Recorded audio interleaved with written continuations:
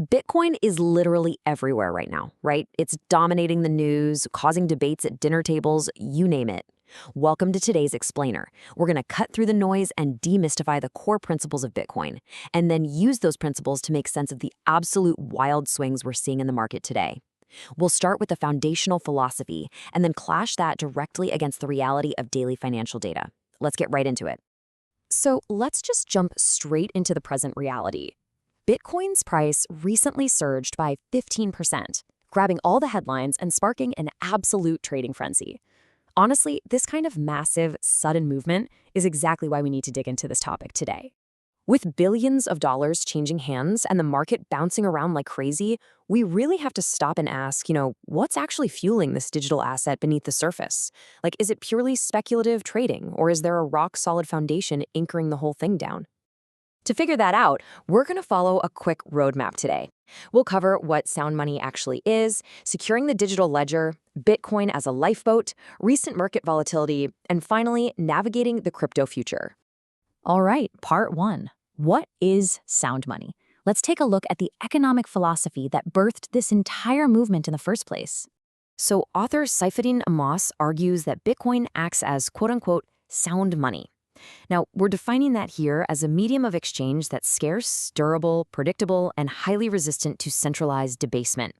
Ammous notes that it actually mirrors the historical role of gold. Think about it, for centuries, gold was the gold standard, right? Because you couldn't just magically conjure up more of it. It required actual physical labor to mine. He posits that Bitcoin runs on that exact same premise, a finite, predictable supply, but, built for the digital age. And this brings us to a really crucial contrast. Traditional fiat currency, the cash in your wallet, is centrally controlled. That means central banks can technically print an unlimited supply, which, as we all know, often leads to inflation and your money losing its purchasing power. Bitcoin totally flips the script. It relies on a decentralized network with a hard, unchangeable, mathematically fixed cap of exactly 21 million coins. That's it. No single authority can just decide to create more and dilute its value. Moving on to part two, securing the digital ledger. Let's look at the mechanics to understand exactly how Bitcoin pulls off this scarcity without needing a central bank. Okay, so it all runs on a blockchain. You can think of this as a super secure, fully transparent public accounting book. But instead of one single bank keeping the book tucked away in a vault, thousands of distributed computers all over the world hold identical copies of it. This guarantees that once a transaction is securely recorded, those past records become totally immutable, meaning there is absolutely no way they can be altered or falsified by anyone. So how does this actually play out in the real world? Well, it happens through a process called proof-of-work mining.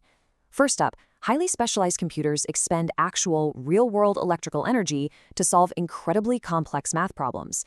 Second, this computational work cryptographically validates peer-to-peer transactions. And third, as a reward for securing the network, these computers, or miners, are paid out in newly issued bitcoins. It's honestly a brilliant setup because it requires real biophysical energy, securely tethering this digital currency to the physical world to make tampering practically impossible. Okay, part three, Bitcoin as a lifeboat.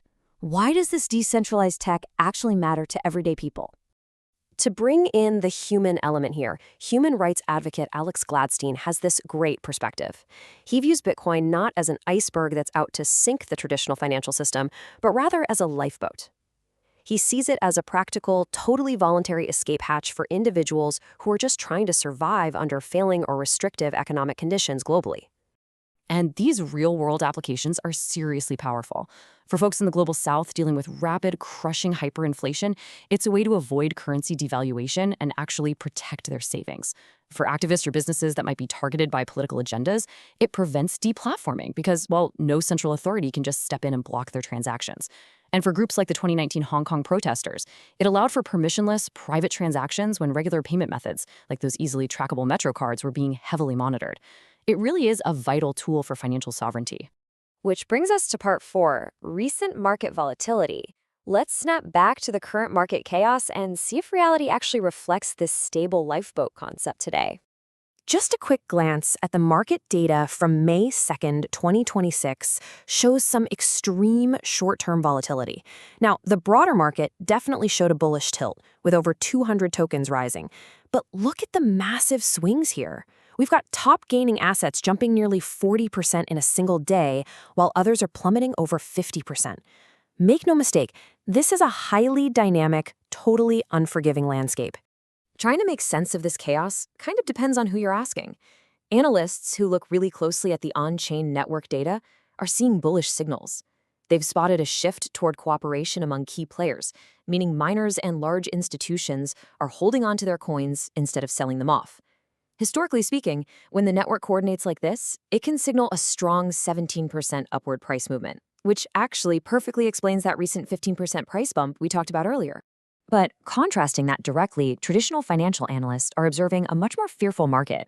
They point out that Bitcoin is really struggling against the heavy weight of global macroeconomic events, specifically things like central bank interest rate decisions.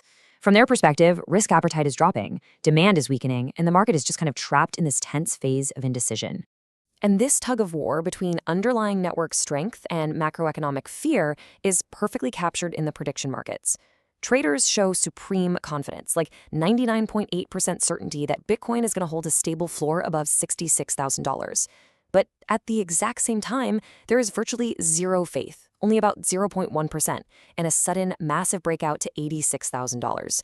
So it's a market that's pricing in immediate stability, but heavily capping its short-term optimism.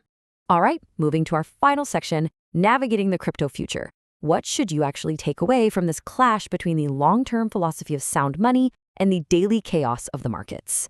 I think the absolutely crucial takeaway here is that behind the scenes, this ecosystem is rapidly maturing. We're seeing major regulatory frameworks, like the MiCA legislation in Europe, actively working to standardize markets and weed out bad actors by 2026. We're also seeing massive technical upgrades, like the Lightning Network, stepping in as a Layer 2 solution to allow instant, super cheap daily transactions without clogging up the main blockchain. And finally, miners are getting incredibly innovative, using stranded landfill methane and microhydro setups in places like Africa to harness green energy. Which brings us to the ultimate question I want to leave you with today. As adoption continues to grow, as the infrastructure matures, and as global regulations solidify, will Bitcoin's strict mathematical design and core principles of sound money finally tame the wild financial waves we're seeing on the charts today? It's absolutely the space to watch. Thanks so much for joining me for this explainer, and as always, keep questioning the data.